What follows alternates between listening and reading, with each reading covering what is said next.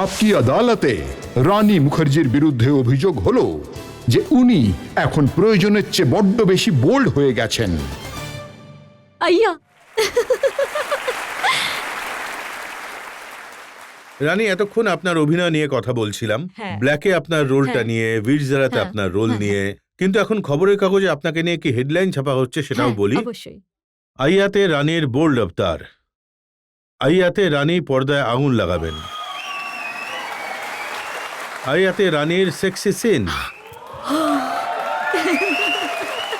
আইয়াতে রানীর skin show. আর এক জায়গায় লিখেছে যে আইয়াতে রানীর সেক্স কা তড়কা। আমি তো চাইবো যে যেসব সাংবাদিক এই হেডলাইনগুলো লিখেছেন তাদের নাম্বার আমাকে দিন।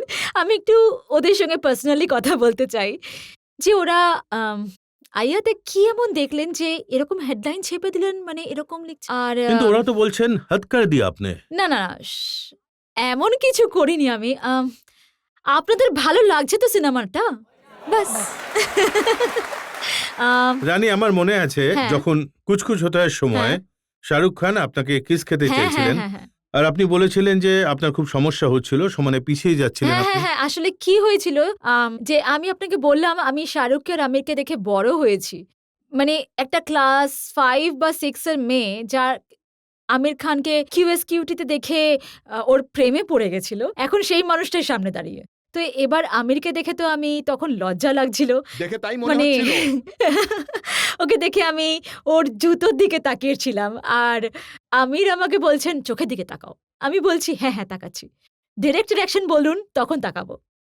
তো উনি আমাকে শিখিয়েছিলেন যে আমরা যখন রোমান্টিক সিন করি তখন চোখে চোখ রাখাটা খুবই দরকার ক্যামেরা স্টার্ট হওয়ার আগেই, যেমন এখন আমি আপনার চোখের দিকে তাকিয়ে আছি।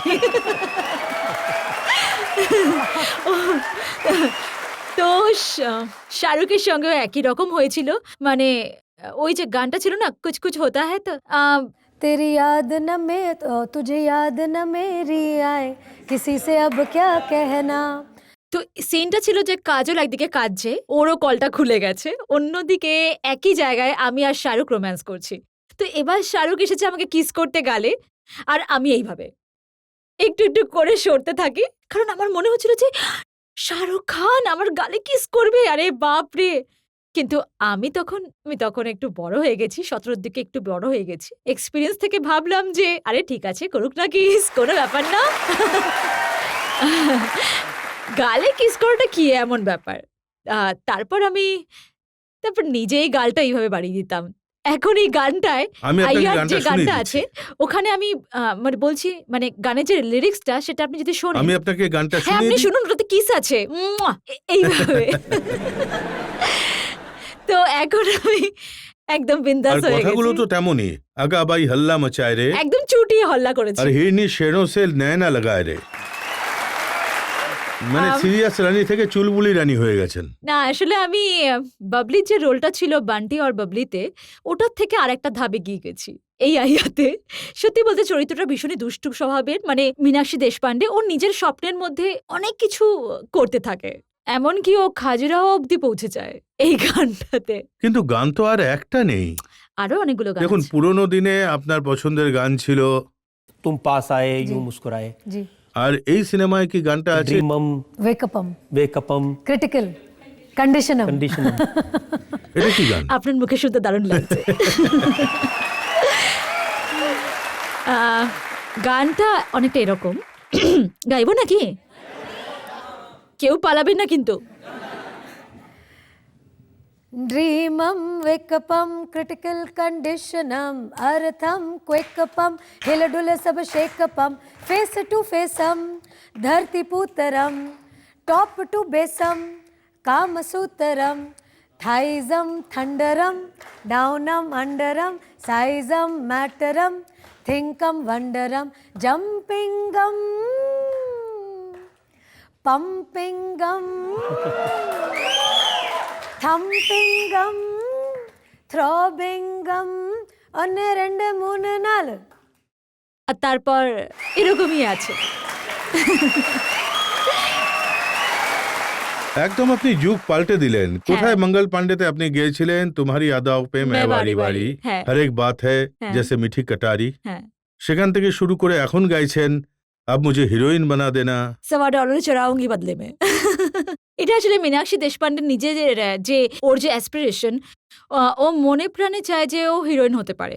ও সারাক্ষণ জুহি চাওলা, মাধুরী আর শ্রীদেবীকে নিয়ে স্বপ্ন দেখে আর নিজেকে ওদের মতোই ভাবতে শুরু করে দেয়। মানে ও নিজেকেই হিরোইন ভাবতে শুরু করে দিয়েছে। মানে হিরোইনরা ঠিক যেমন হয়, তাই ও আসলে প্রে করে যে আমাকে হিরোইন বানিয়ে দাও, $100 দেবো তোমাকে।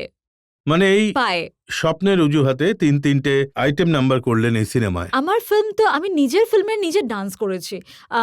আর সিনেমায় মীনাক্ষী দেশপান্ডের চরিত্রটাই এই ফিল্মে একটা আইটেম, গানগুলো আইটেম নয়। দেখুন, এমন একটা রোল যে আঙ্কেলকে নিয়েও মজা করলেন। আপনি হ্যাঁ। ওখানে বলেছেন যে হ্যাঁ। পেরো কে আগে বচ্চন আর পেরো কে পিছে রেখা। না না না, এতে মজার তো মানে ওতে কিছুই নর্মাল নয়, সব কিছুই একদম আজগুবি। প্রতিটা জিনিসই আপনি দেখবেন আমার মা খুব অদ্ভুত, আমার বাবাও বেশ অদ্ভুত, ভাইও ভীষণ উদ্ভট, বন্ধুরা তো অদ্ভুত, মানে চূড়ান্ত অদ্ভুত লোকজন। আর যে রোম্যান্স দেখানো হয়েছে সেটাও উদ্ভট, গানগুলো তো উদ্ভটই, কিন্তু মানে যখন সিনেমাটাই উদ্ভট। কিন্তু যখন এই বোল্ড রূপ আপনার মা দেখলেন তখন উনি আমি কি বললেন? বললাম আইয়া ওরে বাবা কি হচ্ছে, কি ভালো, দুর্দান্ত, ফাটাফাটি। আসলে আমি মা শুনেছি- হলো আপনাদের একটা মজার কথা বলি, আমার সবচেয়ে বড় ফ্যান কিন্তু আমার মাই। কারণ আমার মা আমাকে এতটাই ভালোবাসেন, মানে সব বাচ্চাই মানে সব মাই সন্তানকে ভালোবাসেন, কিন্তু আমার মা শুধু আমাকেই ভালোবাসে। মানে মানে বাড়িতে যদি কখনো আলোচনা হয় কোনো সিনেমা এসেছে বা কোনো হিরোইনের সিনেমা এসেছে, আমার মায়ের ওই কথাগুলোই পছন্দ নয়, মা শুধু আমাকেই চাই। এটা আমার দারুণ লাগে। কেউ পছন্দ করুক না করুক, মা পছন্দ করে। রানী, আপনার কথাবার্তা আর দর্শকদের এই হাততালি শুনে হ্যাঁ। মনে হচ্ছে সবাই এই ফিল্মটা দেখতে যাবেন। আর আমিও কথা দিচ্ছি যে আমি এই সিনেমাটা দেখার চেষ্টা করব।